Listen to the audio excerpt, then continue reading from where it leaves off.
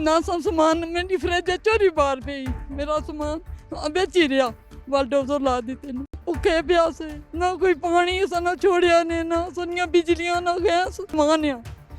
असा मुसलमान भैन भराया असा नाल बहुत ज्यादती हुई बहुत ज्यादती। सदियों से कई दहाइयों से मकीन यहाँ पर रहते थे, लेकिन आज जो है उनके घर गिरा दिए गए हैं। और आपको मेरे रकम में नज़र आ रहा होगा कि घर ऐसे लगता है कि बंजर ज़मीन ये बन चुकी है, यहाँ पर कभी कोई रहता नहीं था। यहाँ के मकीन जो है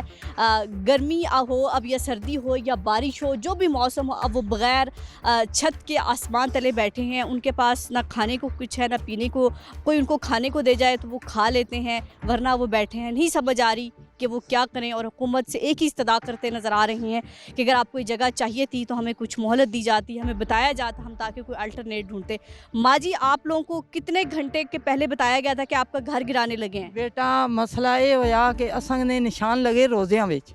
असा बताया असा को कागज़ लै गए असा ये गल आखी ने भई असा गैर मुकीमी करसा किराएदार करसा मुकीमियां कि असा नहीं छेड़ना। असा मन मान हो गए हाँ मुड़ कर जी तो रोज़ियां तो बाद आए जमरात वाले दिन आखिया ने असा की मकान खाली करो। जुम्मे वाले दिन असां मशीना सिरा पर आ रही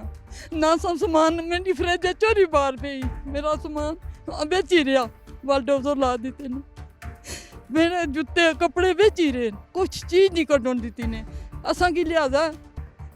भुखे प्यासे ना कोई पानी ना छोड़िया ने ना सुनिया बिजलियां ना गैस असा केड़े पासा जुला दसो। अज असा ना कोई कपड़ा लाने जोगा ना कोई जुत्ती सन बच्चे रोडा पर पे रुलने पोतरियां पोतरे असा केड़े पासा जुला ना सानी कोई जा ना जकीरी ना चंगी ना मंदी अगू सोच कि नो असा मुसलमान आ असा मुसलमान भैन भराया असा नाल बहुत ज्यादती हुई बहुत ज्यादती। इस पहले असा इतना 4 पीढ़ियां गुजर गई असा किन्नी किसा लाया ताई तो को बुढ़े 12 सौ कि पासे धिक्के खां मेरिया 6 बेटियां 2 बेटे